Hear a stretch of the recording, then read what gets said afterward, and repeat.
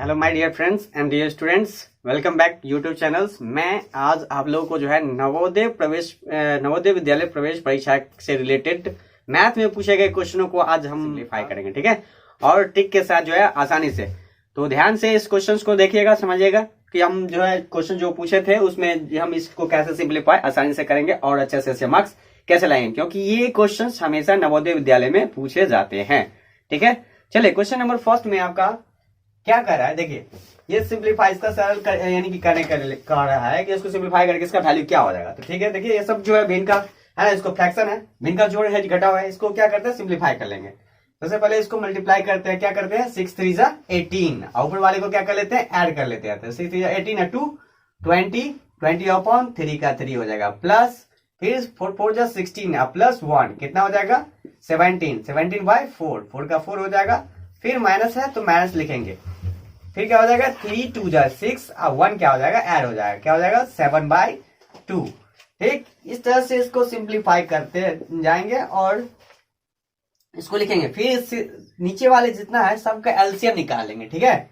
जैसे हम लोग नहीं आता है तो साइड में निकाल सकते हैं 3 4 2, ठीक है, इधर निकालेंगे। फिर 3 2 2 जा 4 2 1 जा 2, तो इसका एलसीएम कितना आएगा LCM equal to 2 into 2 into 3 यानी 2 2 जा 4 3 जा 12। तो हम यहाँ क्या कर लेंगे 12 लिख देंगे, और यहाँ चेक करेंगे इस नंबर को फिर से डिवाइड करके चेक करेंगे कितना बार में 12 आता है। तो हम जानते हैं कि 2 है ना, 3 बार है ना, 3 बजा को पड़ेगा, तो यहाँ देख रहे हैं डबल 2 है, ठीक है। तो मतलब 3 4 जा 12 4 बार में आया, तो 4 को क्या कर देंगे 4 को 20 से मल्टीप्लाई, फिर 4 1 जा है 2 2 जा 4 3 बार में आया, 3 बार में तो 17 को क्या कर देंगे 3 से मल्टीप्लाई, ठीक। और यहाँ माइनस है तो माइनस लिख देंगे, फिर 2 1 जा को पढ़ेंगे कितना बार में 12 था 2 6 जा 12, तो 7 को 6 से मल्टीप्लाई कर देंगे, ठीक। उसको अब हम लोग मल्टीप्लाई करके लिख लेंगे 4 2 जा 8 80 हो गया, 17 3 जा 51, 7 6 जा 42, ठीक है। और सबको ऐड करके सिंप्लीफाई करके लिख लेंगे, कितना हो जाएगा 8 0 में 1 ऐड करेंगे तो 1 का 1, ये 13 आ जाएगा माइनस 42, माइनस करके कितना आ जाएगा 12, इतना फ्रैक्शन के फॉर्म में, ठीक। इसको माइनस कर देंगे 9 आ जाएगा, ठीक है। 11 में से 2 गया तो 9 बचा, और 2 बचेगा, 2 में से 4 नहीं घटेगा तो माइनस क्या करेंगे, ये पीछे वाले को 12 हो जाता है, 12 में से 4 जाएगा तो 8 आ जाएगा, 8 से फिर यहाँ को डिवाइड कर देंगे 12 से डिवाइड करेंगे तो कितना आ जाएगा फ्रैक्शन फॉर्म में 1284 है ना, और 5 है ना 89 हो जाएगा। तो इसको इतना, ये क्या हो गया इसका राइट आंसर हो गया, ठीक। नेक्स्ट क्वेश्चन देखते हैं कि इसको कैसे सिंप्लीफाई करेंगे, ठीक है। ये क्वेश्चन दिया गया था 8888 प्लस 888 प्लस 88 को ऐड करना है, तो इसको कितना आसानी से, इस तरह का क्वेश्चन नवोदय में आता ही है, कैसे सिंप्लीफाई करना है कि हम लोग लिखने लग जाते हैं, ऐसे लिखते हैं वैसे लिखते हैं, लेकिन लिखना ऐसे नहीं है, ध्यान रहे कि इसको हम कैसे लिखते हैं, ध्यान इधर ध्यान देना है, ठीक है। ऐसे इसको सिंप्लीफाई करेंगे, ठीक है, और तरीका है 8 1 जा 8 8 2 जा 16 8 3 जा 24 हासिल 2, फिर 8 1 जा 8 8 2 जा 16 8 3 जा 24 और 2 कितना 26, फिर हासिल 2, फिर अब ये जो है क्या हो गया इसका तो हट गया कैंसल, ठीक है, डबल डबल कैंसल। अब बचा क्या 8 1 जा 8 8 2 जा 16 और 2 कितना 16 2 18 हासिल 1 बचा इसका, तो 8 और 1 कितना हो गया 9, इसका राइट आंसर क्या हो जाएगा 9864। समझ में आया क्या ट्रिक है, किस तरह से करेंगे। अगला क्वेश्चन नंबर थर्ड का है ना, इसको क्या से सिंप्लीफाई करेंगे, मल्टीप्लाई है, तो सबसे पहले हम लोग जानते हैं मल्टीप्लाई कर लेंगे ना, 15 2 जा कितना होता है 30, ठीक है, क्यों क्योंकि 3 बचा, तो 3 जो है 0 में 3 ऐड करेंगे क्या हो जाएगा 3 का 3, उसी तरह से 15 1 जा 15, ठीक, प्लस का प्लस 200 6 का 6 लिख देंगे, ठीक। उसी तरह से इसको मल्टीप्लाई कर लेंगे 8 5 जा 40, 8 4 जा 32, 32 ये क्या हो जाएगा 36 हो जाएगा 4 हासिल, ठीक। ऐड करके इतना लिख देंगे, फिर हम लोग इसको लिख लेंगे ऐड करके 6 का 6 हो जाएगा, 3 का 3 हो जाएगा, और 5 2 7 हो जाएगा, 1 का 1, ठीक है। इस दोनों को भी ऐड करेंगे 4 का 4 हो जाएगा, ठीक है, 0 में ऐड करते हैं तो कितना होता है 4 4, 7 को 6 ऐड करेंगे 13, ठीक है, और 3 में 1 ऐड कर देंगे कितना हो जाएगा 4, इसको जो डिवाइड कीजिएगा कितना बार में 4 बार में टोटल कर जाता है, राइट आंसर कितना हो गया 4। समझ में आ गया। चलिए हम देखते हैं नेक्स्ट क्वेश्चन।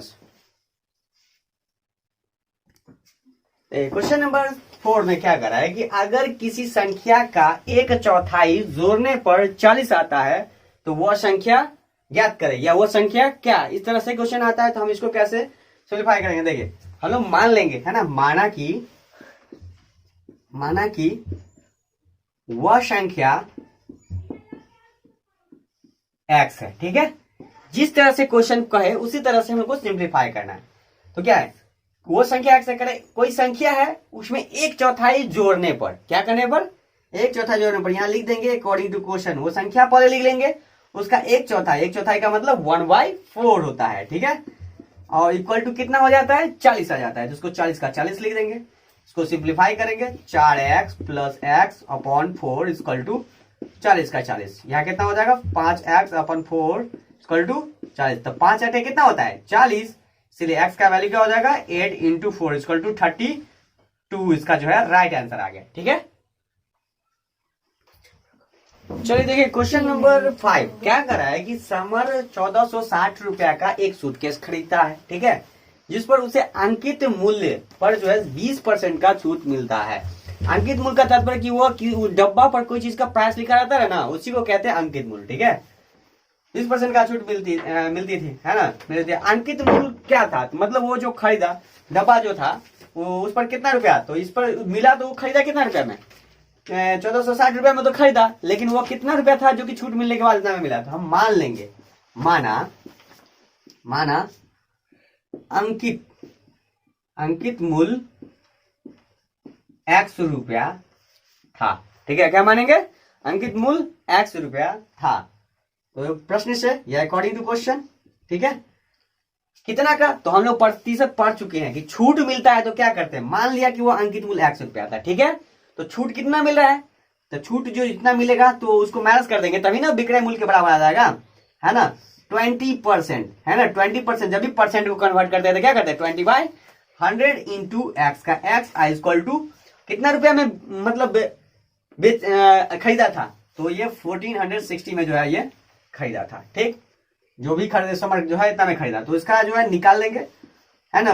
25 जा तो x का x 1/5x इक्वल टू कितना 1400 से कितना 60 रुपया हो जाएगा। समझ में आया। इसको क्या कर देंगे माइनस x/5 इक्वल टू 1460 का 60। सिंप्लीफाई कर देंगे तो कितना हो जाएगा 4x/5 इक्वल टू 1460 का 60।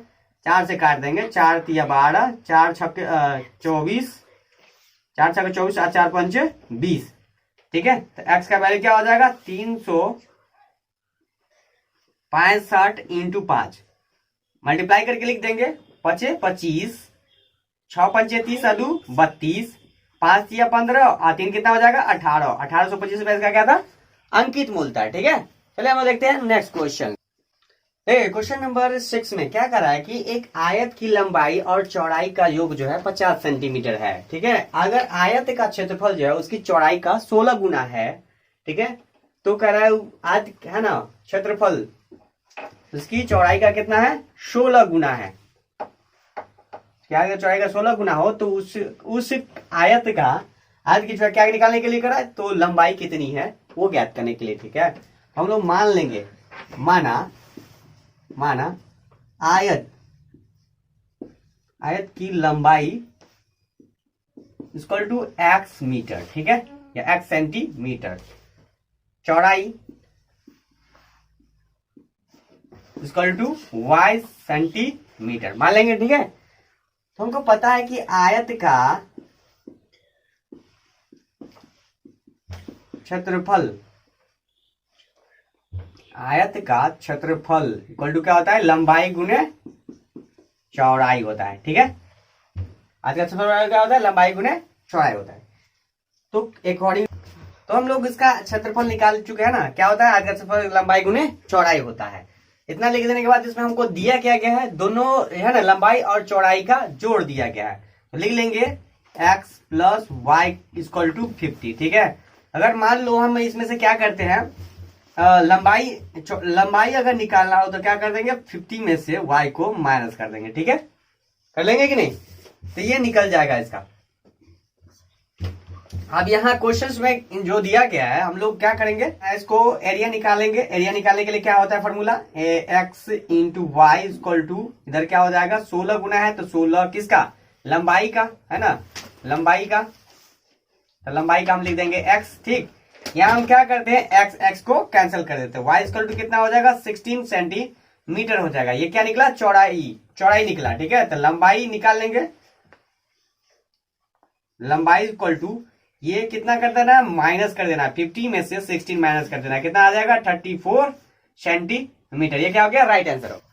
चलिए देखिए क्वेश्चन नंबर 7 में क्या करा है, नीचे दिए गए श्रृंखला में प्रश्न ची के स्थान पर क्या आना चाहिए जो कि इसे कंप्लीट हो जाए, मतलब आगे वाले नंबर में हम आगे बॉक्स में भर सके। ये तो यहाँ हम क्या देख रहे हैं कि ये 2 का स्क्वायर करते हैं, 2 का स्क्वायर तो 2 2 जा कितना आता है 4। उसी तरह से यहाँ 4 का स्क्वायर करते हैं तो 4 4 जा कितना आ गया 16। ठीक, तो उसी तरह से 2 4 यहाँ 6 का स्क्वायर क्या देख रहे हैं, देख रहे हैं कि इसमें यहाँ ऐड करते हैं +2, तब 2 2 जा 4 हो जाता है। फिर इस 4 में 2 ऐड करते हैं तो क्या होता है 6, लेकिन जितना आता है उसका क्या करते जा रहे हैं स्क्वायर, मतलब 6 6 जा 36 आ गया। ठीक है, फिर हम यहाँ क्या कर रहे हैं, देखो यहाँ भी जो है हम लोग ऐड कर रहे हैं, +2 ऐड करते जाएंगे तो 6 2 कितना होता है 8, तो 8 का स्क्वायर भी करेंगे तो कितना हो गया 64। ठीक है, फिर क्या कर रहा है, इसको भी ऐड करेंगे, इसमें 2 ऐड करते गए ना, 2 ऐड करते हैं किसमें 8 में, तो 8 का में 2 ऐड कर दिए तो कितना हो गया 10, फिर 10 का स्क्वायर कर दिए तो कितना हो गया 10 10 जा 100। यहाँ जो भरेंगे क्या हो जाएगा 100, इसका राइट आंसर हो गया। क्वेश्चन नंबर 8 में क्या करा है, अगर किसी संख्या के 2/6 का 1/5 जो है 16 हो तो वह संख्या क्या हो। इस तरह के क्वेश्चन को सॉल्व करने के लिए सबसे पहले हम मान लेंगे, माना वह संख्या x है। ठीक है, मान लेंगे वो संख्या x है, अकॉर्डिंग टू क्वेश्चन लिख के क्या करा है कि इस संख्या का इतना, तो 2/6 का x, ठीक है, उतना का क्या करा है 1/5 गुना 5 कर लेंगे, कितना है 16 के इक्वल टू है, इतना लिख देंगे। अब इसको काट लेंगे, 2 1 जा 2, 2 8 जा 16। ठीक है, यहाँ x का x 6 5 जा 30 इक्वल टू 8 का 8, x इक्वल टू 8 इंटू 30 कितना हो जाएगा 24, मतलब 240 इसका राइट आंसर है। चलो हम देखते हैं नेक्स्ट क्वेश्चन। चलिए देखिए क्वेश्चन नंबर 9 में क्या करा है, 4 वर्ष में साधारण ब्याज की किस वार्षिक दर पर 6000 रुपया की धनराशि पर जो है साधारण ब्याज कितना हो जाता है 1920 रुपया हो जाता है। तो कह रहा है ना 1920 किस धनराशि, रेट का निकालने के लिए। ठीक है, दर मतलब 4 वर्ष समय दिया गया है। ठीक है, समय इक्वल टू 4 वर्ष। ठीक है, मतलब टाइम, और ब्याज 6000 रुपया यानी कि मूलधन दिया गया। ठीक है, मूलधन इक्वल टू 6000 रुपया तो लिख देना है, और आई मतलब ब्याज दिया गया 1920 रुपया दिया गया। हम लोगों को पता है कि ब्याज बराबर क्या होता है, मूलधन गुने समय गुने दर। ठीक है, बटा क्या होता है 100, लिख देंगे ब्याज के जगह ब्याज लिख देंगे 1920। ठीक है, मूलधन के जगह मूलधन लिख देंगे 6000, और समय के जगह 4 वर्ष, और दर के जगह R लिख देंगे। ठीक है, रेट तो 100 का 100 हो गया, 0000 कैंसिल, 10 इधर का भी कैंसिल, 4 से काट देंगे, 4 चौके 16 और 4 8 32, 6 8 कितना होता है 48, कट खुट के कितना आ गया R इक्वल टू 8% इसका राइट आंसर आ गया। चलिए देखिए क्वेश्चन नंबर 10 में क्या करा है कि 64 मतलब 64 आदमी किसी काम को 15 दिनों में पूरा कर सकता है, तो 24 आदमी उसी काम को कितना दिन में पूरा कर सकता है। देखिए हम इस क्वेश्चन को कैसे बनाएंगे, यहाँ लिखेंगे कि 64 आदमी, क्योंकि 64 आदमी किसी काम को 15 दिनों में करता है। ठीक है, 64 आदमी किसी काम को 15 दिनों में करता है, इसीलिए एक आदमी को काम करने में क्या लगेगा ज्यादा समय लगेगा। ठीक है, तो एक आदमी के लिए क्या कर देंगे गुना कर देंगे, निकाल लेगा। ठीक है, 64 गुने इतना। ठीक है, तो उसी तरह से यहाँ फिर आदमी बढ़ रहा है, 24 आदमी बढ़ गया, तो 24 आदमी को उस काम करने में कितना लगेगा, तो डिवाइड कर देंगे। ठीक है, 15 गुने 64 बटा इसको जो है 24 लिख देंगे, ठीक है। 8 त्रिक 24, 8 ही 8 कितना होता है 64, 3 पंच 15, यहाँ गुना कर देंगे 5 गुने 8, कितना हो जाएगा 5 8 40 दिनों में।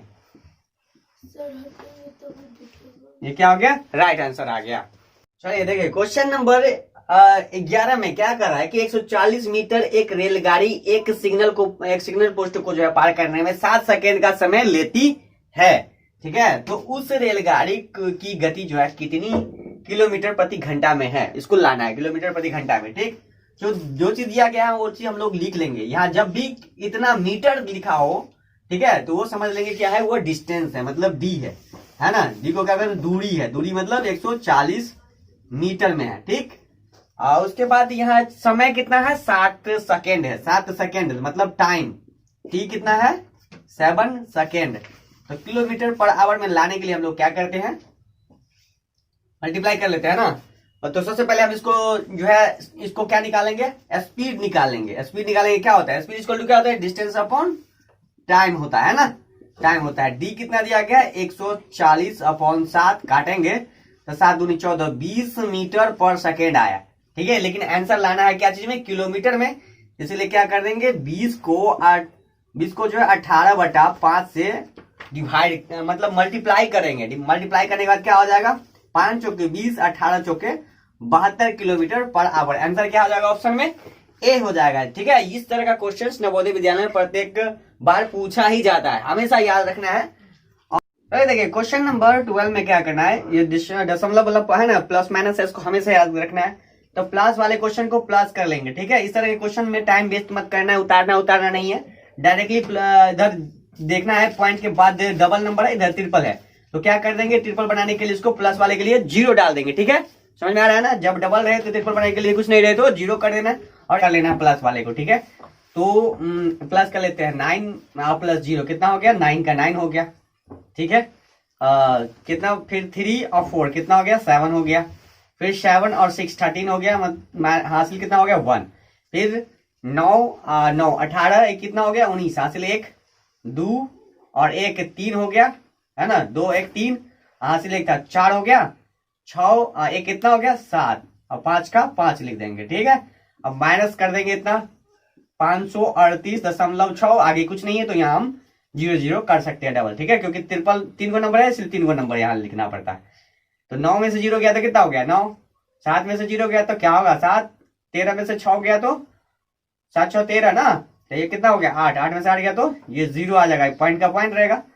ये कितना हो गया 4, 4 में से 3 गया तो ये 1 आ जाएगा, और 7 में से 5 गया तो 2 आ जाएगा, और ये 5 का 5 हो जाएगा। तो ये 521 है ना, जब 52.779 इसका राइट आंसर हो गया। पहले हम देखते हैं नेक्स्ट क्वेश्चन क्या कर रहा है कि निम्नलिखित 13 में निम्नलिखित में कौन अभाज्य संख्या है। तो इस तरह का क्वेश्चन भी डायरेक्टली पूछा है, इसमें बनाने की जरूरत नहीं है, डायरेक्ट देखना है कि कौन नंबर जो है डिवाइड होता है, कौन डिवाइड नहीं होता। जो डिवाइड नहीं होगा किसी भी नंबर से वो राइट आंसर है। देखते हैं कि 17 5 85 ये डिवाइड हो रहा है, 9 9 81 ये भी डिवाइड हो रहा है, 3 से ये भी डिवाइड है, 3 दूनी 6 3 9 27 है ना, 27 दिया 81, इसीलिए ये डिवाइड नहीं हो रहा है, इसका मतलब 83 डिवाइड नहीं हो रहा है, ये राइट आंसर हो गया। हम लोग इसमें टिक कर लेंगे, ठीक है। चलिए हम देखते हैं नेक्स्ट क्वेश्चन।